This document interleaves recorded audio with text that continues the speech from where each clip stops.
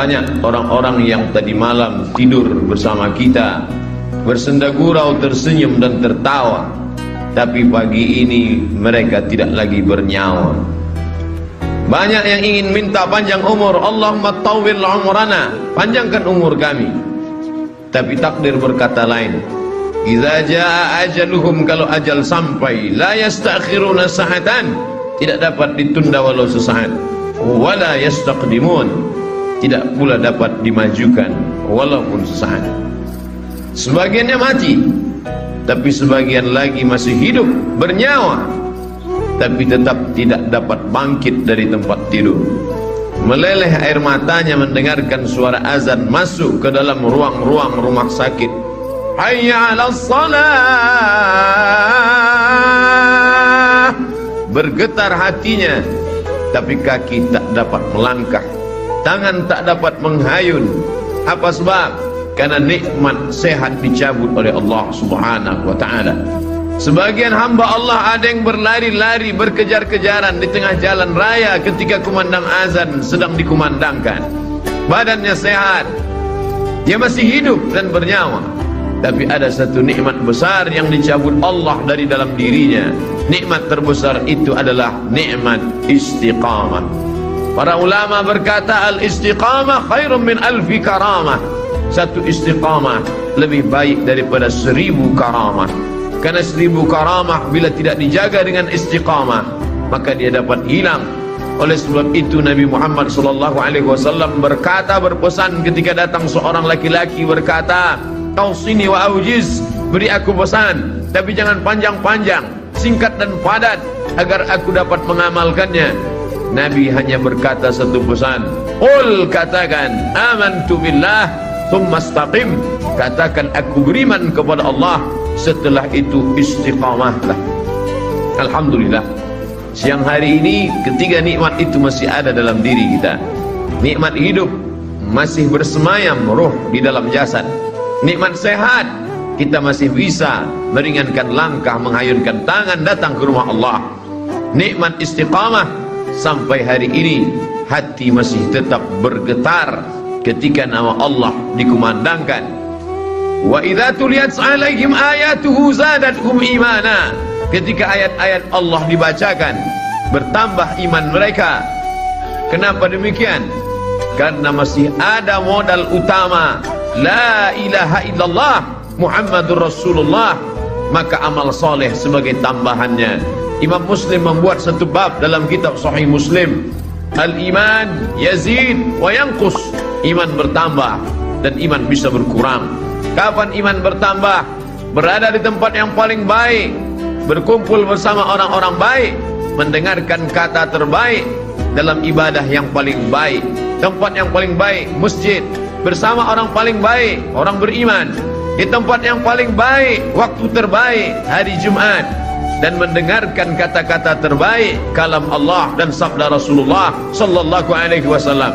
Maka saat ini iman sedang sepenuh-penuhnya berada di tempat yang tidak baik, bersama orang yang tidak baik, dalam keadaan yang tak baik, dalam perbuatan yang tidak baik, maka iman berkurang, bahkan bisa hilang sama sekali. La yazni zani hina yazni wa huwa mu'min. Orang beriman tidak akan berzina kalau ada iman dalam dirinya. Wa la yasriqu sariqu hina yasriqu wa huwa mu'min. Pencuri tidak akan mengambil harta orang kalau ada iman dalam dirinya. Wala yazni zani wala yashrabu syaribu hina yashrabu huwa mu'min. Peminum khamar, pecandu narkoba tidak akan menggunakan khamar kalau ada iman dalam dirinya. Lalu Ikrimah, murid Sayyidina Abdullah bin Abbas radhiyallahu anhu, bertanya kepada Nabi sallallahu alaihi wasallam. Ketika hadis itu disampaikan oleh Nabi, didengar oleh Abdullah bin Abbas. Ketika Abdullah bin Abbas menyampaikan hadis itu, didengar oleh Ikrimah. Ikrimah bertanya, ayunza'ul iman, ayunza'ul iman, apakah iman bisa tercabut? Apakah iman bisa lepas dari badan? Lalu kemudian syabbaka baina asabi'ihi, Abdullah bin Abbas menjalinkan jari jemarinya, thumma naza'ahu, kemudian dia lepaskan. Lalu dia berkata, hakadha yunza'ul iman, beginilah iman terlepas dari badan. Hina taba, ketika orang itu bertobat, ada, maka iman masuk lagi ke dalam badan. Alangkah meruginya orang-orang yang beramal soleh, mulutnya senantiasa qomat kamit berzikir, hartanya dia pakai untuk berinfak, berzakat, berwakaf, bersedekah, berjihad fisabilillah, tapi tidak ada istiqamah, maka mati dalam keadaan malaikat maut mencabut nyawanya. Ketika itu iman tidak ada dalam dirinya. Wa qadimna ila ma amilu min amalin, saatnya nanti datang malaikat membawakan amal-amalnya. Ini anak yatim yang kau sekolahkan, ini panti jompo yang kau bangun, ini infak, zakat, wakaf, sedekahmu. Faja'alnahu haba'an mansura, tapi kami jadikan amalnya itu seperti debu yang ditiup angin, tak bermakna di hadapan Allah. Mengapa? Karena tidak ada iman. Itulah yang membedakan orang beramal soleh dengan tidak beramal soleh. Illalladzina amanu, kecuali orang yang beriman, wa amilus salihati, dan beramal soleh. Berapa banyak mereka membangun tempat-tempat sosial, panti-panti menampung orang miskin susah melarat, tapi tak bernilai hampa di hadapan Allah. Balasannya langsung di dunia, di akhirat mereka hanya tinggal menerima azabnya saja. Oleh sebab itu satu-satunya yang menyelamatkan kita adalah iman kepada Allah subhanahu wa ta'ala. Inilah yang kita tanamkan ke dalam kepala anak-anak kita, yang sesungguhnya kita tidak pernah menerima anak itu dalam keadaan kosong dan hampa. Tidak ada seorang pun dari kita yang istrinya mengandung 9 bulan 10 hari lamanya melahirkan anak dalam keadaan kosong. Mereka sudah diisi dengan satu program, karena sebelum roh itu dibawa oleh malaikat ke dalam rahim, roh sudah siap, sudah bersaksi bersyahadat di hadapan Allah subhanahu wa ta'ala. Wa iz, ingatlah. Mengapa Allah awali ayat itu dengan kata ingatlah? Karena banyak orang yang tidak ingat, mereka lupa. Maka Allah ingatkan mereka, wa iz, ingatlah, aqadha rabbuka min bani adama min zuhurihim dzurriyyatahum wa asyhadahum ala anfusihim. Ingatlah ketika Allah mengambil persaksian, sumpah janji setia, lalu Allah bertanya kepada mereka semua. Allah bertanya bukan karena Allah tidak tahu, Allah maha tahu, tapi Allah mau beritahu pada siapa yang tidak tahu dan tidak mau tahu. Saat itu Allah bertanya, alastu bi rabbikum, bukankah aku Rabb kamu? Semua roh waktu itu menjawab, bala syahidna, ya kami bersaksi engkaulah Rabb kami ya Allah. Antaqulu yaumal qiyamah, tapi nanti pada hari akhir kalian menjawab dan berkata, inna kunna an hadza ghafilin, kami tidak ingat, kami lupa, kami lalai. Ketika sampai ke dunia kau sembah batu berhala, sampai ke dunia kau bersembah binatang, sampai ke dunia kau sembah binatang yang melata, tidak dapat memberikan bantuan pertolongan, tidak dapat menolak mudarat, tidak dapat mendatangkan manfaat. Itulah nasib orang-orang yang lupa. Maka dikirimkan Allah Nabi demi Nabi turun, Adam, Idris, Nuh, Saleh, Ilyas, Ilyasa, Zakaria, Musa, Yahya, Isa, Daud, Sulaiman, Ayub, Zulkifli. Maka mereka semua menjelaskan tentang satu konsep, la ilaha illallah, la ma'buda bihaqqin illallah. Tidak ada yang sebenar-benar hak untuk disembah kecuali Allah subhanahu wa ta'ala.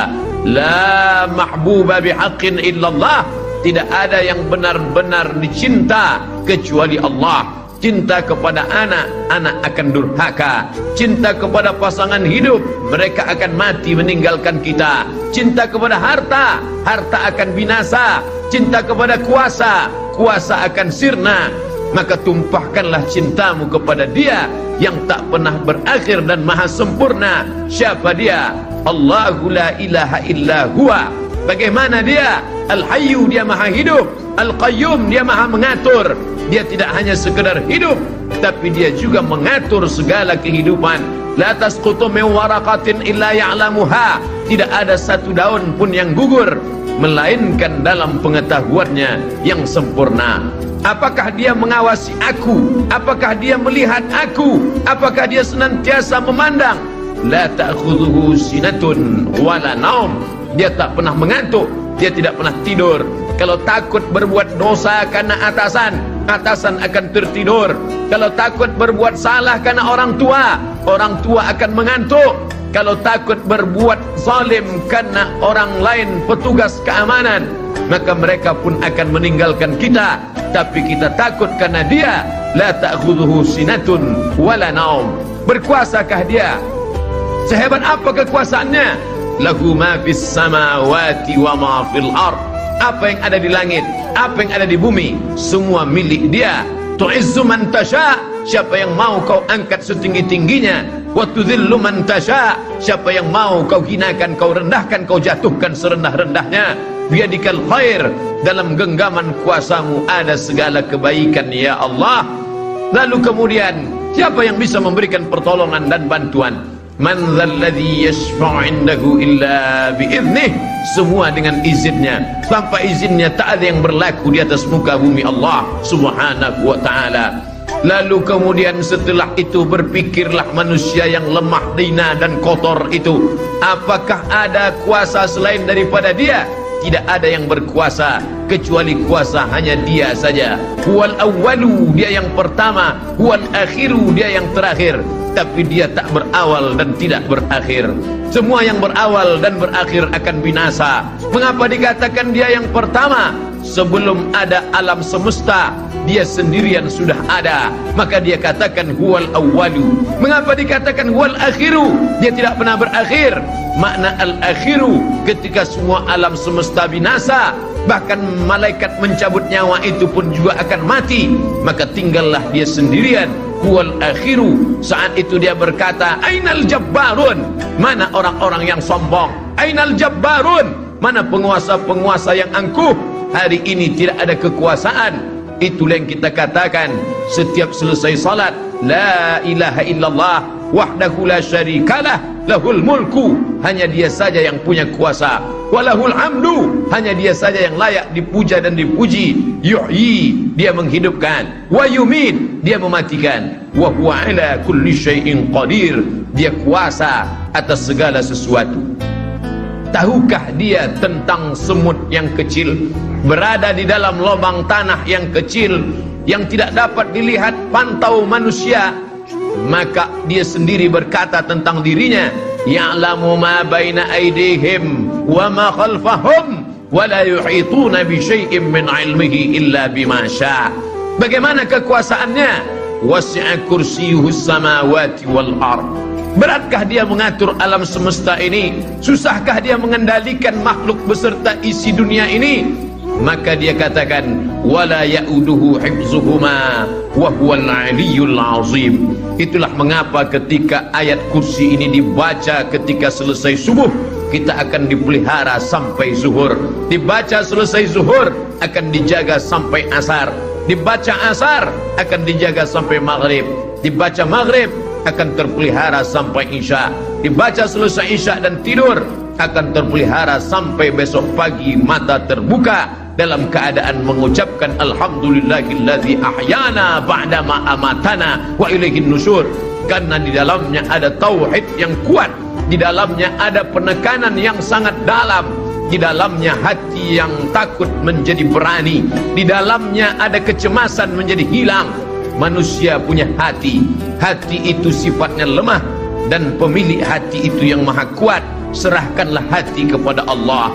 Ada orang yang menguatkan hati dengan lagu, ada orang yang menguatkan hati dengan harta, harta materi, sedangkan hati immateri.